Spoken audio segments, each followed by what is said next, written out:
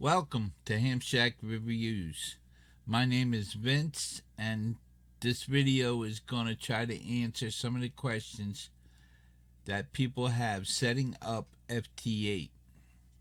I'm going to focus on the computer side and show you which ones need to match in the radio, because I cannot go over every single radio that may be used for FT8. First thing I'm going to do is assume that you've been to wsjt-x, you downloaded the necessary version for your computer, installed it, and set up any necessary drivers or signal link devices, sound cards, etc. that may be needed.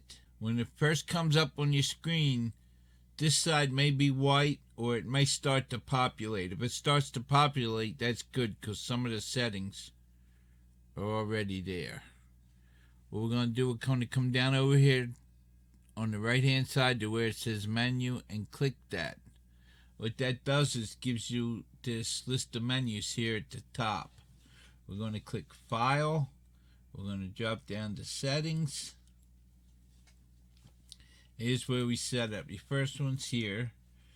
You're going to want to tick these four, drop down, skip 2 and click 3 here.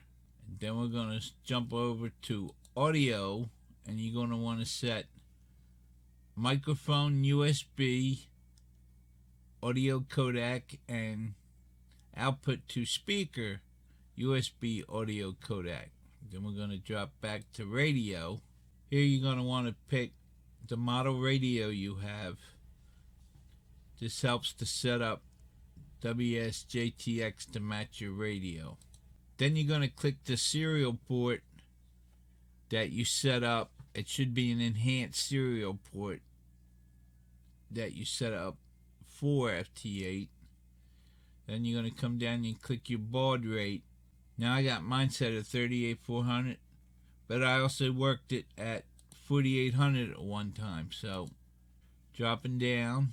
Okay, the stop bits, these two were already set, but you can check them in your device manager under enhanced port. You're going to want to right click device manager. Let me slide it over here. And now for ports, you want to come down and click on ports. Right here, these are your two ports. Normally the one is enhanced right here, and then this other one just comes along with it, in case you need to use a CIV cable for your radio. Okay, I got ahead of myself for a second. I just want to drop back and say this baud rate, you have to match this in your radio. Your radio will have a baud rate setting, and some of them may not come all the way up to 38,400. So as long as you set them at something that matches, you should be fine. Jumping back down here to handshake. I've done FT8 on 3 radios so far, and handshake has worked on all 3 of them. So I'm assuming these other settings may be for JT65, etc. Up here for the PTT method, cat control worked fine, so I didn't have to use any of these. This didn't matter either with cat control. Down here on transmit audio source, it didn't matter which one I sent. I'm actually using the rear data, but it works just fine. Set it to front mic, so I don't understand that. Maybe that's for one of these other settings. Actually, for mode, FT8's on data, USB, data and USB, but we don't have a setting. I left it at none, and it worked fine. Split operation, that's a none. Once you have all them set, you could test it by click that. I know the cat control's connected. Now, when I click this, it should key up the radio, and it turns red and it keyed up the radio. So that's working fine. These other ones like macros, this is where you could change some of the macros. I had no need for it in FT8. Reporting, prompt when I log a QSO. This opens up the little window, square window that logs a QSO after you complete the contact. So I checked that and I left everything else blank. Frequencies, I had to use this one time to add 60 meters FT8.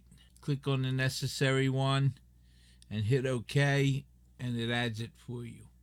Colors, this is where you could turn on or turn off some of these colors. Like this red one here for continent. That screws me up sometimes because when you first make a contact and throughout the contact you have red, so it kind of gets a little mixed up. And then advanced, these are other settings for like fox hunt, and then this gives you ones for contests. Some settings up here that I haven't needed. Then when you're done, you just hit OK, and you should be ready to make a contact. Try to say C. He is actually in Ecuador, so I don't know if I'll get Ecuador on 40. See it turn red? See, he answered me. Now that's the contact. I got a -15, and I sent him a -5. Now if he comes back and gives me a 73, I'll show you that little square window that opens. This is the square window you get. You make sure you got your everything in here. You just click enter. Okay, along with this screen, you also get the waterfall. Let me slide it over. Now this is adjustable. You can stretch it out or make it smaller. You can make it taller. These settings here adjust this. You can actually see my receive here and my transmit here. Don't move up and down the band as you make contacts. This is just, I use this to judge how populated the band is. If I want to get on this band or go to the next one. Slide that back out of the way. Now settings in the radio. You're going to want to have your radio set at 100 watts. You're going to have to adjust it in the computer in your sound settings so that you have no ALC. And then I use this slider right here as my output power, up and down. And if I go too high, I'll see a little ALC on the meter on the radio, and I just lower it again. Hopefully this video answered a couple of your questions. Please like, subscribe, and ding that bell if you want to hear more of my videos. Help me out, I'm just getting started. 73s.